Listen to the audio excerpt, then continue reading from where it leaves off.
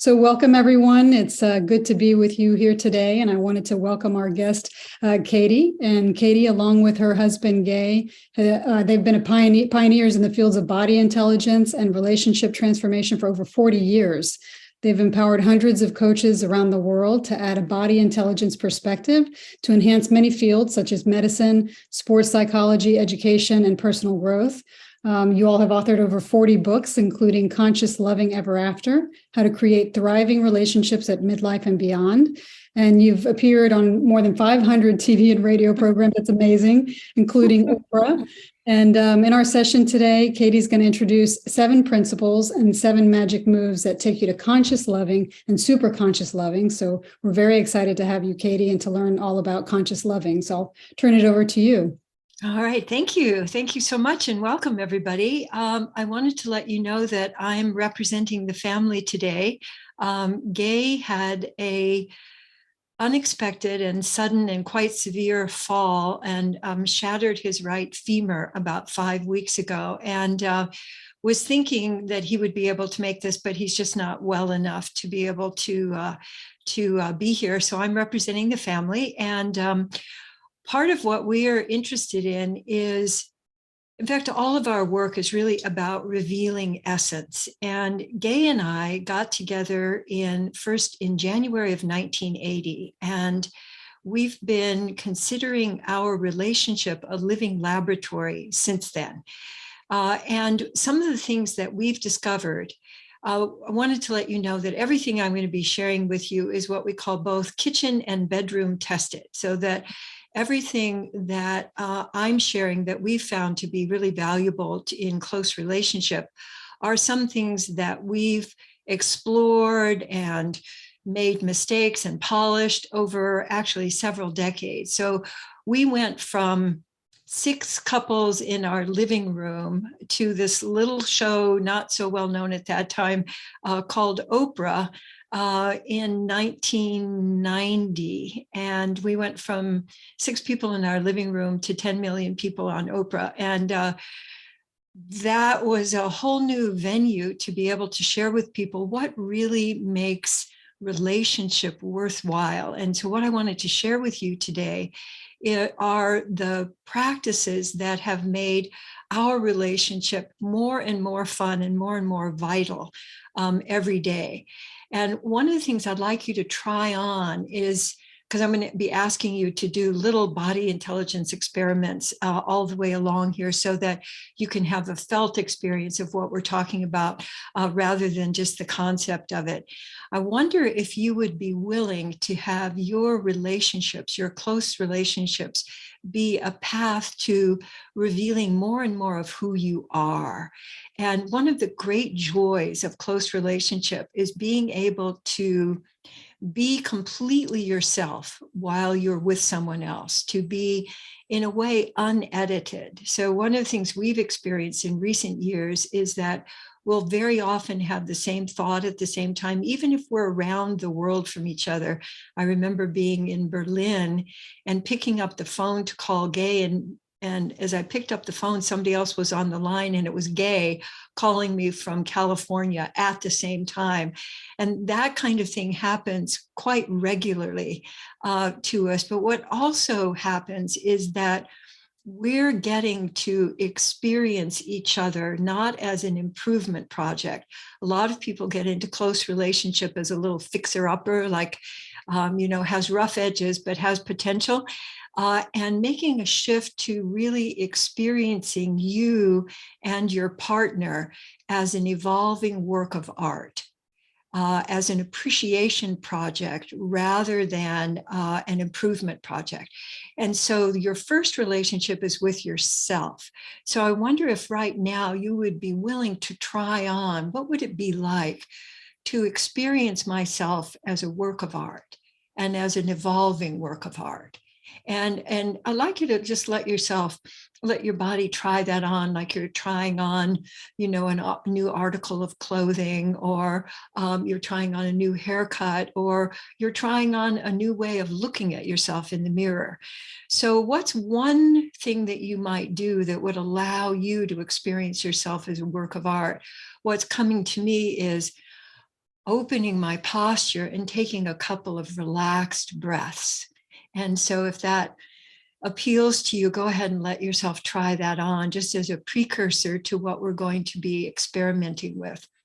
So Gay and I have a wonderful meeting story, which I won't take up our whole hour, but one of the things I wanted to share with you is that we recognized each other. We genuinely had, and across a crowded room, of recognizing each other. And then I went up to ask him a question. He came to my graduate school to give a lecture, and I went up to ask him a question. And the first thing out of his mouth was, "I'm very attracted to you. But I have to tell you that I only want to have relationships where each of us are completely committed to being authentic, to taking healthy responsibility for what's coming up, and committed to our own creativity so that we can have a joining of creativity." And he said, "So if that's something you're interested in, would you like to have coffee?" And I upped the ante on him and I said, "How about lunch?" And so the rest is history, in the sense that when we first got together, we got really curious about what would it take, what kinds of principles and practices would it take to create a relationship that was not only thriving, but was a source of aliveness for all of the circles of connection that we share. And so that's what we started with. We just started with what would it take, and our willingness to do whatever was necessary to make that possible. And so all of the practices, we've not only practiced ourselves, but we've shared with thousands of people. And so I feel confident that if any of them appeal to you, they really do work to open up much more of a possibility of having relationship be a pathway to becoming more and more of who you are and who you can be together. So I'd like to move from, I have a little PowerPoint presentation that I'd like to share with you, and then I'd like to discuss it and show you one of these, what we call the magic moves. So we have 7 magic principles and 7 magic moves that I'd like to share with you. So I'd like to go ahead and dive in. So we can go ahead and go to the next slide. And that's Gay, who who is in the other room resting his leg with me. And so we can go to this is our latest. We wrote Conscious Loving in 1990, and it has been continuously in print since then, which I really am so grateful that so many people have resonated with Conscious Loving. And a few years ago, we decided, well, since we're now past midlife, what would it take to have, because a lot of people think, well, once you get to a certain point, your relationships just get worse. So, better enjoy it now because it's all downhill from here. And what we have found is truly, it just keeps getting better and better. And so we wrote Conscious Loving Ever After, How to Create Thriving Relationships in the Second Half of Life. And that is our latest relationship book. So we wanted to, some of the things I'm talking about, we have practices that we have in our books. So we can go to the next slide. So the first principle, and really the foundational principle, is that relationships thrive when each partner commits to total union with the other person and total creative expression as an individual. So I want to just pause from the, actually we can go to the next slide, and then we'll pause and I'll share the practice with you. So the first magic move is we discovered the power of commitment, which I want to talk to you about a little bit, because it is incredibly powerful to create what you want in any aspect of your life. So making a heartfelt commitment to the other person that you're willing to go beyond all of your ego defenses to full unity. At the same time, make a commitment to going all the way with your creative expression. Then observe the emergence of your defensive barriers every day. Report them honestly, but don't take them seriously. In fact, ego defenses disappear quickly when you turn them into play. So we can come back now to me before we go on to the next slide. So I want to talk to you a little bit about the incredible power of commitment. I'd like you to imagine that you want to learn how to swim and you're standing on the edge of a swimming pool. And a lot of people, when they want to learn something, want both a guarantee or a promise, or they want to know what it's going to be like before they actually make a move. So with swimming, the first move to be able to learn how to swim is to get in the pool. So when you're not in the pool, you can have lots of opinions, like, is the pool warm enough? And am I going to sink? And how are other people doing? You want to have other people take the dive before you do. But really, commitment is what gets you into the game. And that is taking your whole self in a chosen direction. So I actually just like you to kind of gather yourself, just gather yourself and aim yourself. Like, I would like to create a conscious, loving relationship. Just that gathering, I commit to creating the relationships that I really want in my life. I commit, so getting in. And if you really want to take it a step further, you can actually step into it. So that's something I like to do, is to have people go, okay, here's what I want, and then step into it, because then you're in the pool. And then when you're in the pool, the big move that we discovered is not just committing and co-committing, so that you're not trying to get the other person to do something that you're not willing to do. Committing gets you into the game, and recommitting gets you from where you are to where you want to go. So all of the big choices and all of the big shifts that we've made in our relationship have come from deciding, here's what I want. And then when defenses and issues come up, we recommit to what we want and then take an action in that regard, rather than what a lot of people do is get sidetracked by complaining, trying to control the other, finding fault with themselves, or instead of recommitting. And we like to use the analogy of how an airplane gets to where it's going. So when you get on an airplane to go somewhere, they set the flight plan, and then what actually happens up in the cabin is drifting and shifting and drifting and shifting. So you drift off and then you recommit to the path. And what we found is that airplanes get to where they're going by being wrong about 93% of the time.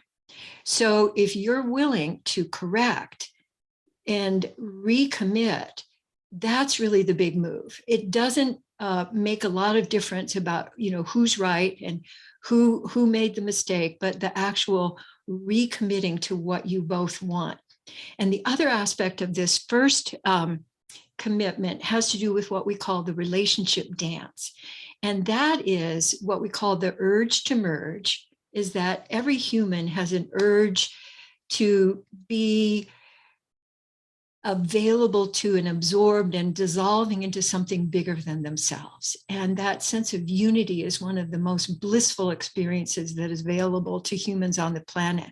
At the same time, all humans have an urge to individuate, an urge to express themselves directly in the world and to feel the universe moving through them and expressing directly. And in every relationship, there is a relationship dance of getting close and of getting separate, of having your, just got to be as close to you as I possibly can. And I have a project I'm working on right now and I'm really interested in it, and it doesn't have a lot to do with you.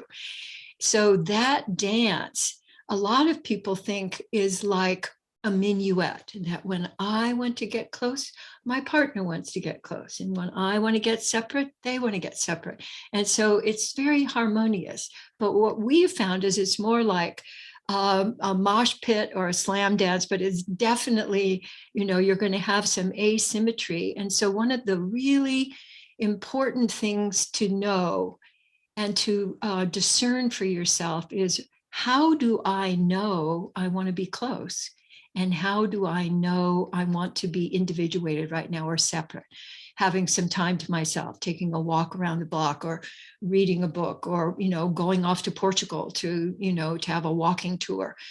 That relationship dance is really kind of the bellows that enlivens the relationship, because all healthy relationships need solo time for integration and also need time for dissolving into each other and enjoying that sense of being completely unified. So we like to make fun of some of these principles. And so with this one, we have a sorting for you to try on. So what I'd like you to do is I'd like you to hug yourself. And I'd like you to say, I love to be close. I love to be close. And just notice how you experience that. So, if that feels like, oh yeah, that's so yummy, or it might feel a little barfy to you. So I'd like you to now put your arms out to the sides so that you're like a traffic cop. And I'd like you to say, I must have my space. I must have my space.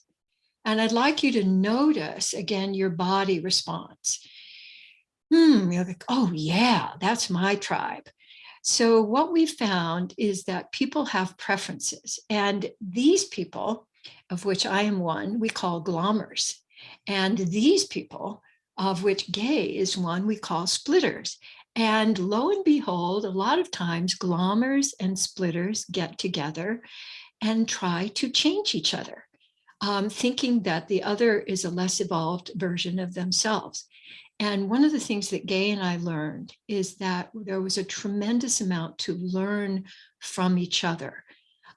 Gay learned how to really let me in and to let his feelings be seen, and to let me be close to him when he was having feelings. And that's been incredibly useful, especially with his broken leg. There's been a lot of feeling and old patterns that have come up for him.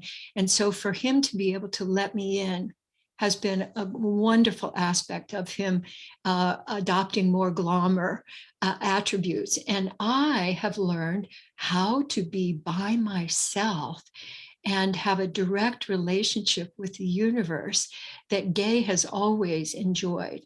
And so that weave of being close and being individuated enlivens your relationship and allows each of you to have your own sense of yourself, but also to expand your possibilities.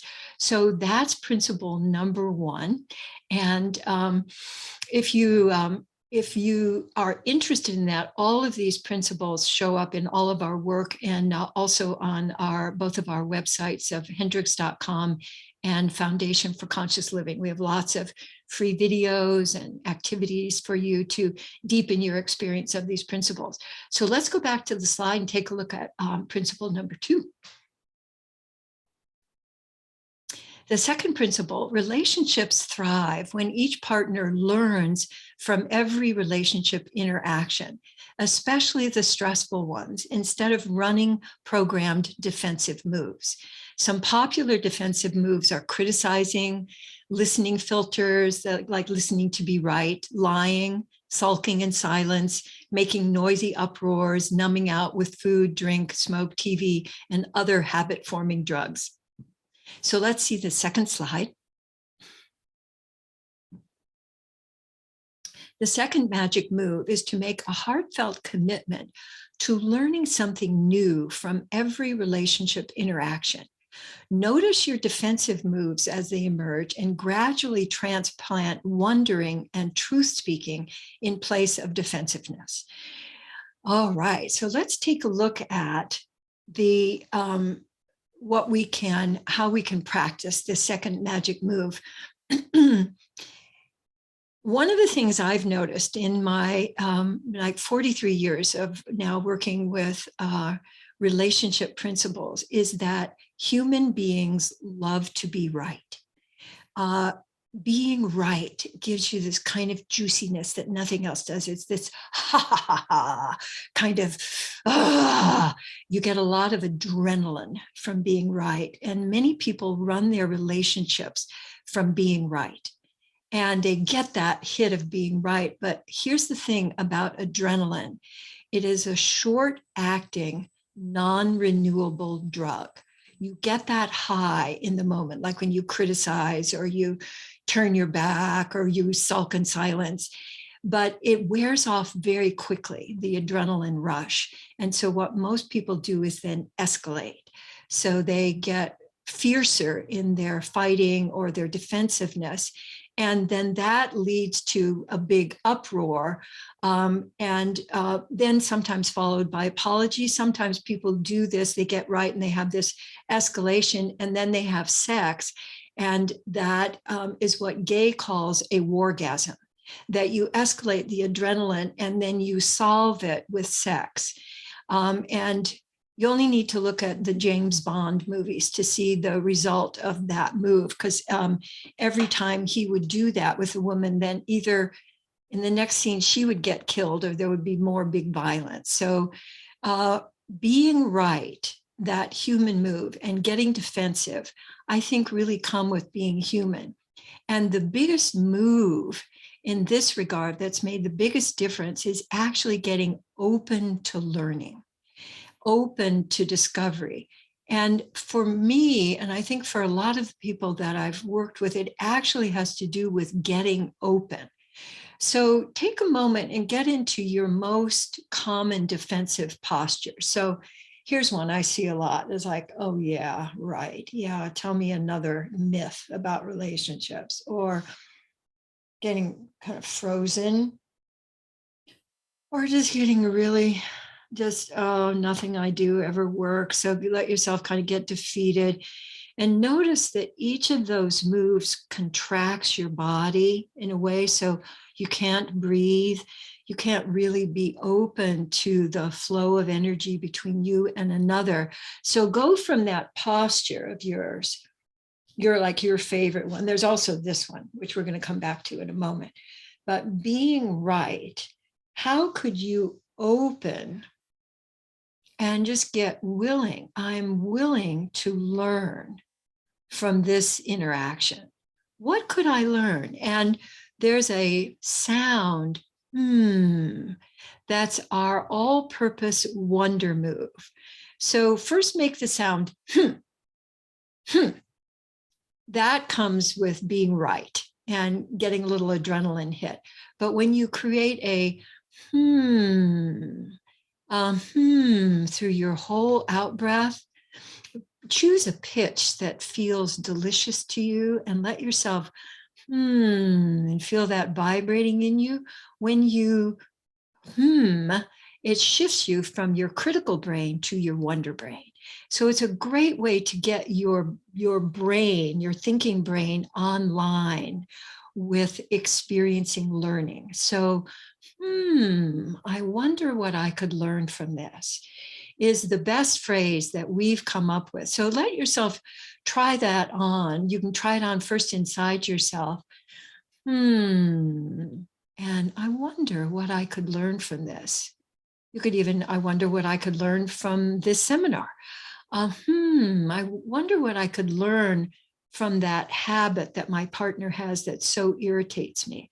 What could I learn from that? And then letting yourself take a couple of breaths and just dropping in that wonder question and letting your body and your inner self percolate with it, because it doesn't like show up like ticker tape or your instant Google search. It will show up in your life. But as you open up to learning rather than getting defensive or being right, it's an incredible leap to more and more conscious living. So let's go to number 3. The third principle: relationships thrive in a climate of absolute honesty. Oh, that's interesting. There's a typo there. Absolute. Honestly, it is absolute. No hidden feelings or withheld truths. All feelings, anger, sadness, joy, fear, sexual attraction, are okay to discuss with the other person. And each person is able to listen free of listening filters such as listening to find fault and listening to fix. So let's see the next slide.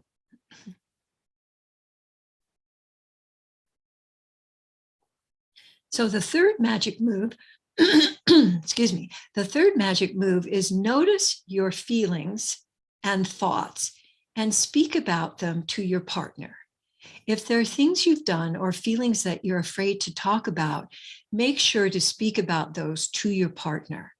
Get familiar with your habitual listening filters and practice summarizing what the other person is saying with no distortion.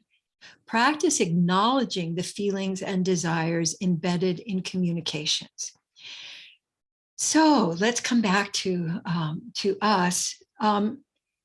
Speaking honestly and listening generously go together, and it opens up one of the most delicious experiences is actually being seen and heard, having somebody give you their attention in a generous way.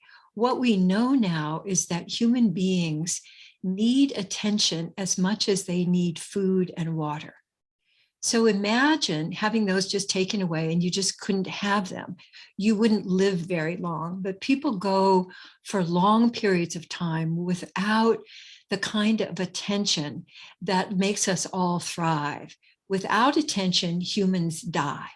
If they don't die outright, they wither in their potential, in their ability to give and receive love.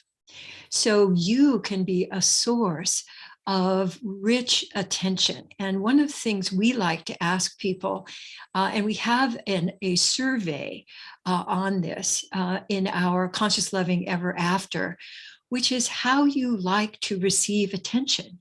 Most people really haven't given attention to how they like to receive attention. So how is it that you also ask for attention? I can remember coming in, Gay is a writer. I am more specialized in the facilitation of our seminars. I've co-written books, but Gay is a born writer, and he spends time every day by himself writing. And so I remember early in our relationship, he would be in a room writing, and I would want to go in and talk to him about something, but I didn't know how to get his attention. And so I'd sort of peek around the corner, and I would, because I also had an old script called "Don't Bother the Man." My dad was a very introverted engineer, and I could never quite tell if I was getting his attention or not, because he was the slowest responder that I've ever met in my whole life. And so I had that kind of hesitation with Gay. And I remember peeking around the corner one time, and he looked up from his writing and he said, you could just ask for some attention.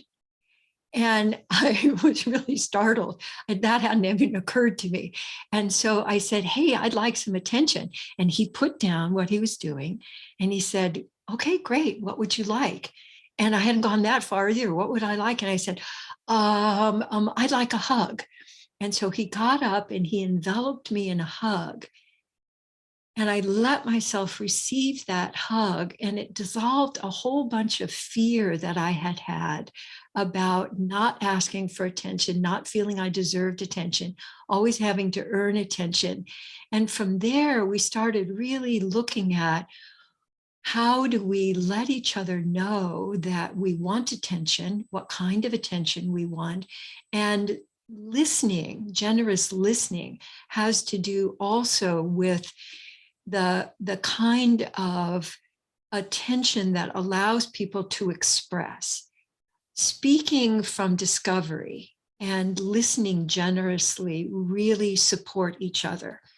And what we find, we used to call it telling the microscopic truth. So in Conscious Loving, we talk about the value of being able to just deliver the raw data. And so rather than, like a lot of people would say, if they got upset, you made me mad, which is totally arguable.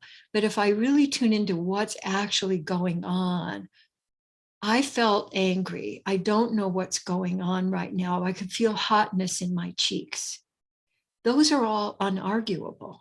And so what that does is tend to open the space to give and receive attention.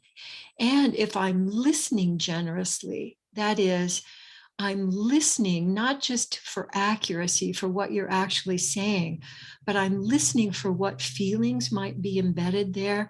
And I'm also listening for what you really want. And even if I'm not able to articulate that, my intention to listen generously actually opens up the space for you to speak what's most in your heart and what's most going on. And so over the years, we've done a lot of exploration of what is it to actually listen generously. And on our foundation website, Foundation for Conscious Living, we actually have a whole body listening map that you can find that talks about these various aspects of listening. And as I have practiced those over the years, I consider that the number one skill if I want to make a connection, I want to collaborate with someone, and I want to generate something new in our relationship. The quality of my listening opens the space for the other person to share with me more deeply. And then also, if I'm looking at my speaking as really expressing my experience, I'm expressing what's going on for me right now, which is my body sensations, any emotions, and any specific thoughts that I'm having. Like I'm just having the thought, I'm wondering if I'm going to have enough time to share everything in our hour together. That's my thought. But if I say, I'm wondering how, I can get through this in a way that other people are going to approve of me, that's arguable. So this principle has to do with the great joy and spaciousness of simply presencing and speaking from presence. And so it's a practice that's really worthwhile to help you deepen all of your relationships, but especially your close relationships. So let's go to the fourth one, which is get you in also into the real world. The fourth principle is that relationships thrive when people keep their agreements impeccably. It doesn't matter whether an agreement seems trivial, sorry, honey, but I forgot to take the trash out, or significant, sorry, honey, but I slept with your twin sister and the maid of honor the night before our wedding. There's no such thing as a minor lapse of integrity, according to Tom Peters. And our experience has confirmed this radical notion. So let's take a look at the practice here, the magic move. So the fourth magic move is to monitor each agreement you make very carefully, making sure you want to make it in the first place. Once you make an agreement, fulfill it impeccably or change it consciously by communicating with the relevant person. So let's drop that so I can see you and you can see me. I can share with you some things that you might want to play with this one. Agreements we consider agreements along with conscious communication and responsibility and emotional transparency are 4 pillars of integrity, which allow us to have a solid, flexible infrastructure for meeting the world with all the unexpected things that are going on in life all the time. So agreements are a template. They're like a blueprint that you step into. If I say I'm going to do something and then I don't, I create a wobble in the flow of ease and connection. So I spent years really learning how to do what I said I was going to do and to not do what I said I was not going to do. So I'd like you to actually write down, if you have a piece of paper nearby, write down, just review the last couple of days for something that you said or told somebody or sent an email or texted that you were going to do that you haven't done yet. Because I bet you got some. So we regularly look at incompletions. That is something I said I was going to do and I didn't do. Because if I break an agreement, then what that does is create a wobble that there are then feelings that need to be handled about that. And it creates a disconnect so that we're no longer moving along together. We've gotten disconnected. So I can repair that. One of the skills that I think, actually two skills with agreements. One is to clean up the things that you said you were going to do and you didn't do, and the things you said you weren't going to do and you did. And those, when you clean those up, what we find is that it greatly opens your creativity. There's a direct connection between keeping your agreements and having and accelerating your creativity. And the other thing about agreements is really checking to see, do I really want to make this agreement? So I came from an oh sure. Someone would say, could you do it? Oh sure, without actually checking. So take a look at your list or the thing that you wrote down there and actually check in with yourself. Is that something I really wanted to do? Did I do an oh sure here? Or, oh, I like this person, I want to do it, but I didn't actually check with me. So I started, instead of waiting for people to ask me, I would start proactively making agreements. I'd like to make an agreement with you about this project and who's going to be doing what. And doing that, when I do it proactively, I become then more creative rather than reactive. And so cleaning up your agreements. And here's another thing that it sounds very simple, but it made a lot of difference to me. Write it down, because that was the other thing that I go, oh, I'll remember that. It's like a dream, a really vivid dream you have in the middle of the night. And you go, oh, I'm going to remember that. And the next morning, it's gone. So with agreements, it's totally worth your while to write it down. Like, I'm going to pick up cream at the store on the way home, because we overload our brains with holding on to those kinds of things. And so I learned to write those down so that my brain is free for creating and connecting and collaborating rather than carrying lists around. So agreements, you may think, that I've got really important things to handle. But I found that if you get your agreements cleaned up, that it opens the landscape for you to enjoy life free of the hassles and tripping over things that you said you were going to do and you didn't do. The other thing is what to do when there's a broken agreement. And we have a lot of information about that in our materials, but I'm just going to give you a little outline. When you've broken an agreement, first acknowledge it. So, oh, I said that I was going to meet you and I didn't. I totally spaced it out. And I feel sad that I did that. And I feel scared that maybe I've interrupted the flow of our connection. Then you give time for the other person to respond. So you don't just rush to fixing it. You listen to how the other person experienced that. And then you do, okay, what needs to happen so that this particular cycle doesn't happen again? So writing down the agreement is one. Making agreements that you really want to make and making them proactively makes a huge difference. And then you get to enjoy being closer with your partner or your colleague or your friend. So agreements are number 4. So let's take a look at number 5. Yes, the 5th principle. This is one of them that we call the sweaty principle. People thrive in a climate of 100% accountability, where nobody blames or claims victim status. 100% accountability is the shift from I was wronged to I take full responsibility for events occurring the way they did. From this empowered position, problems can be solved quickly because time and energy are not squandered in a fruitless attempt to find fault in yourself or others. So I want to stay with this for just a second, because the responsibility principle here, being accountable, I think, accounts for much of the misery in the world, because people confuse responsibility with blame or burden. So I'd like you to try that on.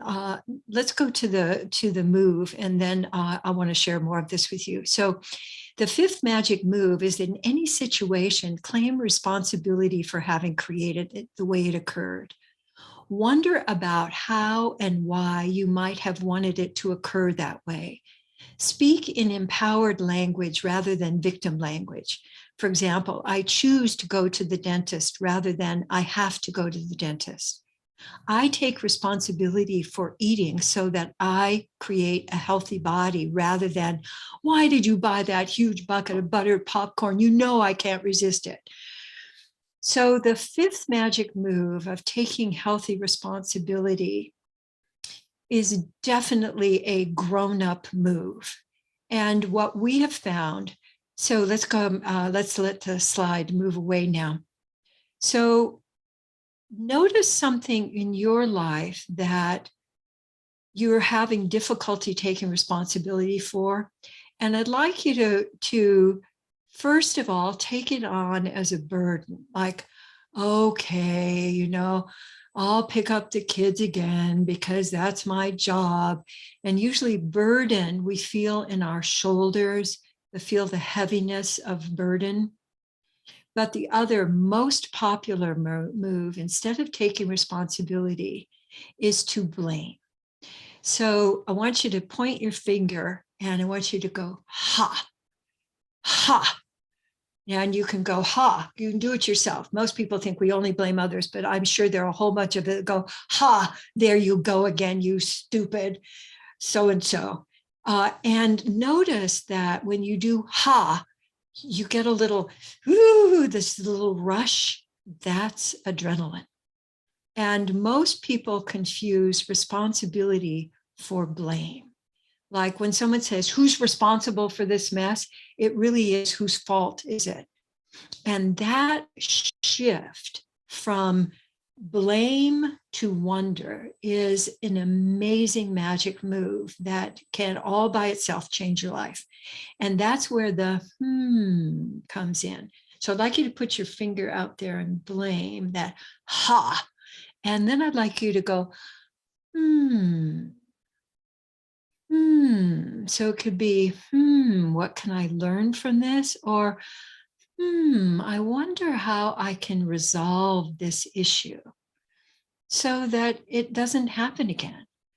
I wonder how I could create a no blame zone in our relationship. So this was one of the big moves that Gay and I made pretty early in our relationship, is that we decided that we were going to stop blaming. Because you may or may not know that blame and criticism are the number one relationship killers.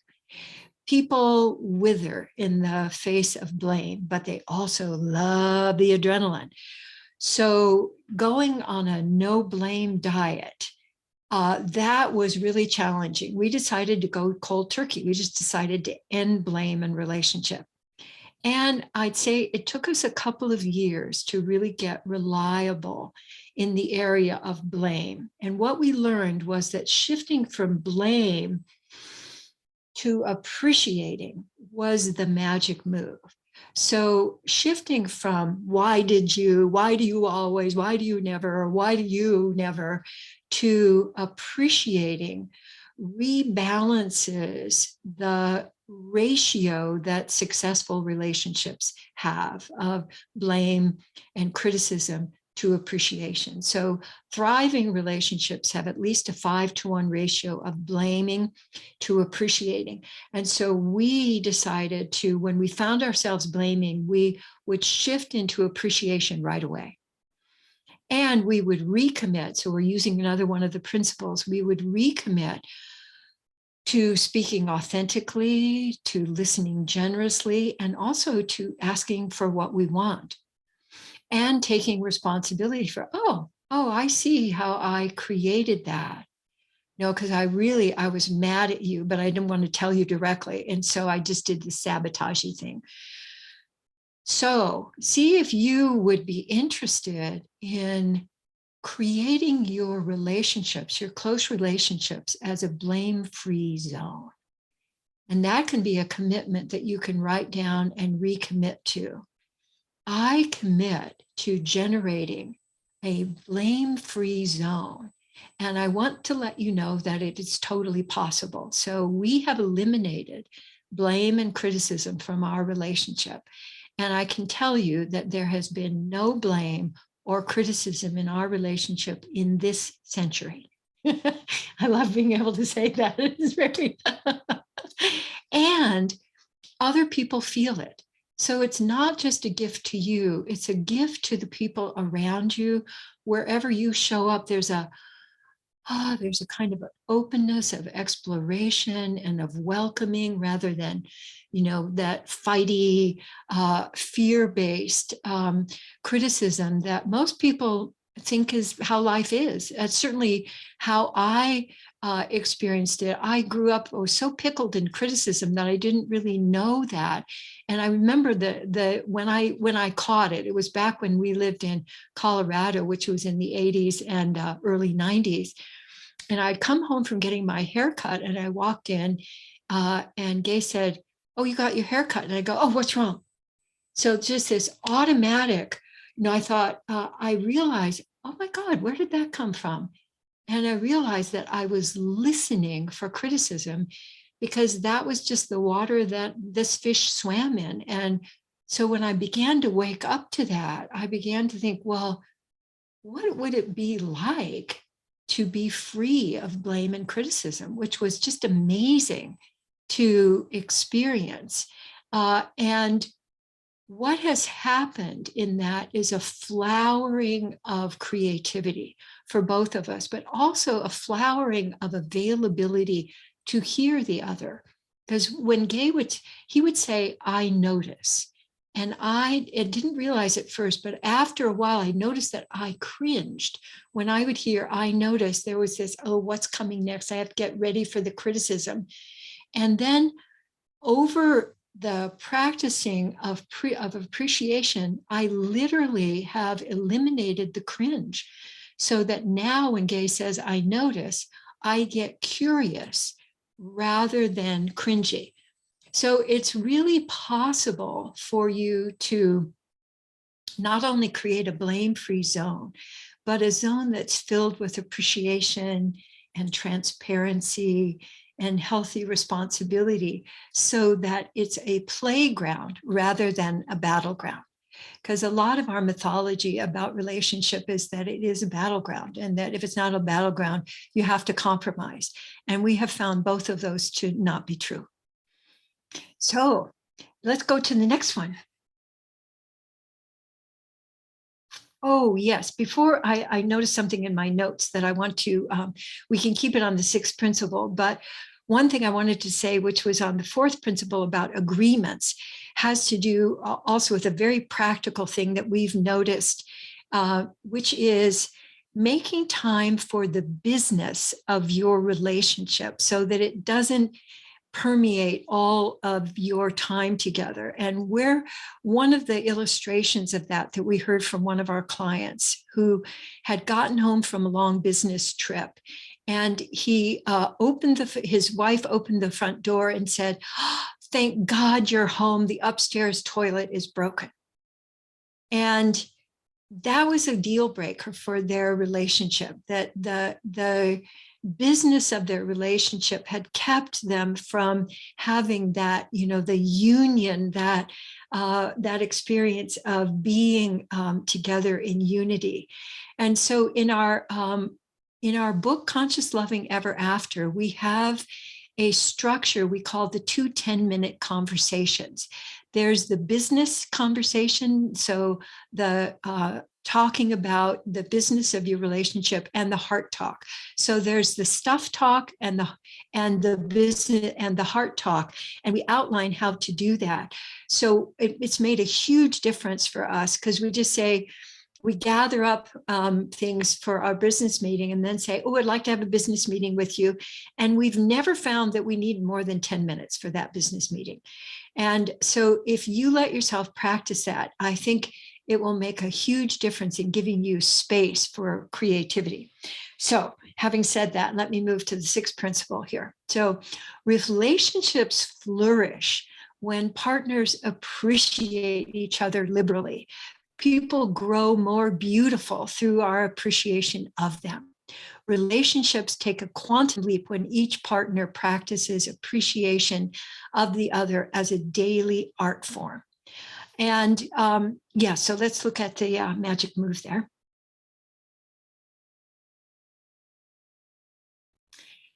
Invent new ways to appreciate the other person every day and speak appreciations frequently. Live inside questions such as, what is my partner's true essence and how can I invite it forth? And what could I appreciate about my partner at this moment? In Conscious Loving Ever After, we have an activity we call customizing appreciation. So we can come back to the group now.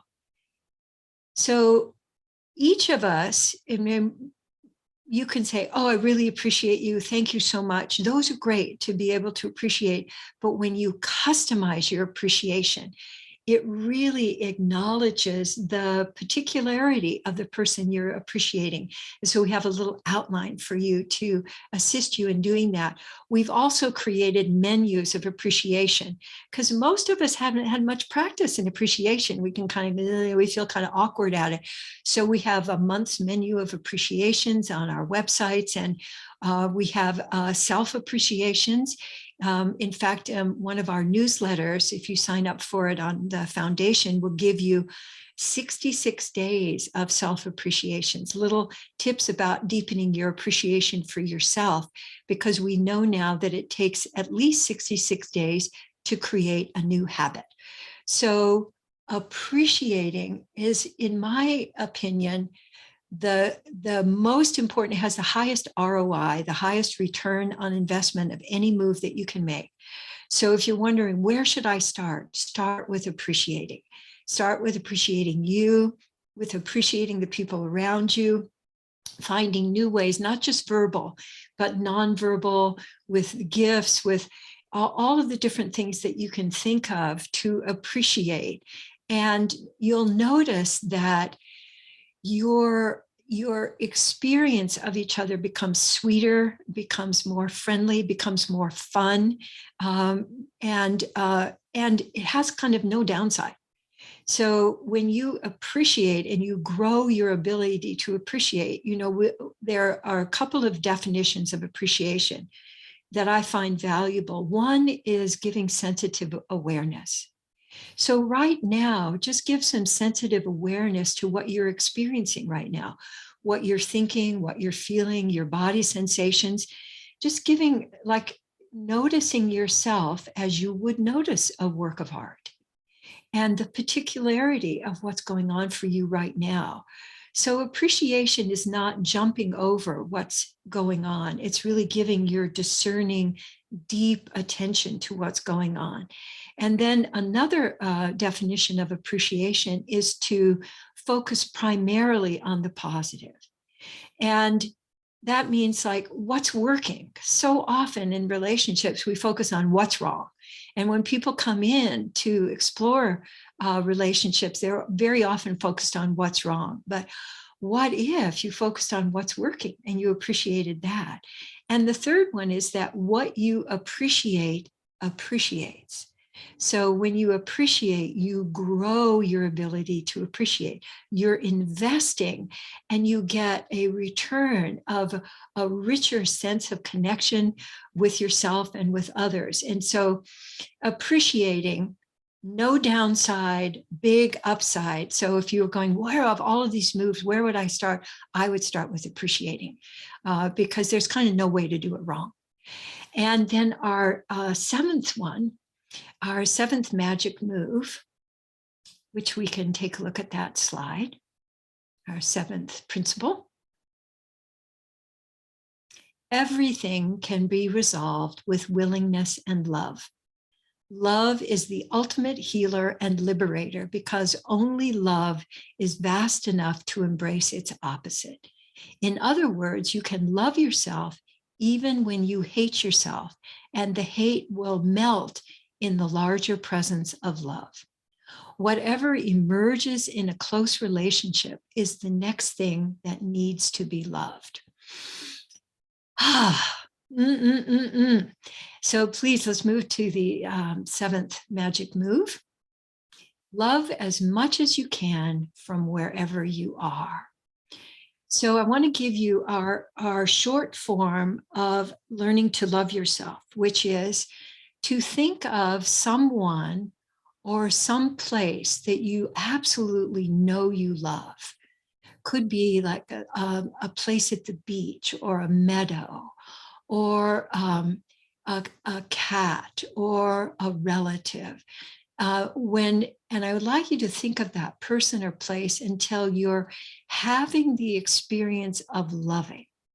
And then I'd like you to turn it towards yourself, let it shower over you. So, and if you lose it, which we sometimes do, just go ahead and think of that person or place again until you're having the felt experience of loving. And then let it wash over you. And repeat liberally. So we can let the slideshow go. And I see that we have just a few minutes at the end here. So I would love to open to any questions that people have about anything that we've talked about before we end today. Yeah. Thanks, Katie. We did have one that came in. And so anybody who's listening in, you're welcome to type into the Q&A. And this is a very good one. And, it's a sensitive subject that I think, I'm sure in your 40 years of experience, you've come across this. But someone is asking, whether you're implying that a victim of child sexual abuse can claim responsibility for that event. Oh, thank you. I'm so glad that you brought that up. So here's a really important thing about responsibility. Responsibility starts when you take it. So we don't argue with the past or say that anybody is responsible for something that happened. Dealing with that, feeling that, healing that is its own very, very important process. And that's a lot of what comes up in any close relationship, something that happened in the past that was wounding. So what taking responsibility is about is not that I caused that, but what can I do to not only heal that happened, but if there's any choices, any new ways of looking at my life that will keep this from happening again. So how can I keep from recreating this? And before you take responsibility, you're just in the big, pinball machine and stuff happens and you're reacting to it. But when you say from here on, I'm going to take responsibility, for example, for keeping myself safe. I'm going to take responsibility for noticing if something seems off to me and actually taking care of that rather than ignoring it. I'm going to take responsibility for saying what I really want and for letting other people know that it's not okay, that what they did was not okay.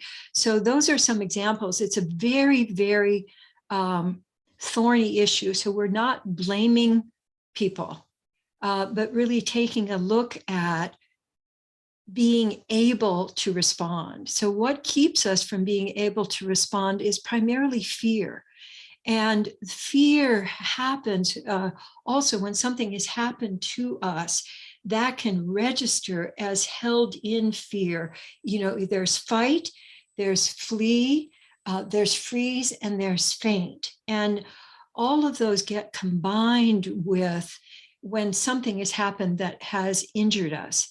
That gives a fear imprint. So learning how to move from reactivity to creativity involves releasing the fear, really opening up to all of the things that need to be done to heal the old trauma. And it has nothing to do with blame. It really has to do with being able to respond. So, and it's also a very complex issue. So we have information on that in all of our work, and it is a central issue for most people because there is a confusion. And there's also the tendency, which we've just seen here recently, to blame the victim. And so that's not at all what we're talking about. Thank you, Katie. Appreciate Sure. that question. And thank you so much for your time and sharing your wisdom here with us. And I invite folks to pick up any number of your best-selling books or watch your treasure trove of videos. And I know you guys are also very active on social, and really appreciate the embodiment techniques you gave us today. That was really helpful. So, oh, good. I'm really glad. Yeah, because it's, when you can feel it, then you can really live it. Yeah, exactly. So thanks again. Thank you. Yeah, and you'll be on the relationships panel. Yep, that's my intention. Yeah, I'm literally looking forward to it. All right. Thank you so much, and enjoy the rest of the conference. You too. Give our best to Gay. I will.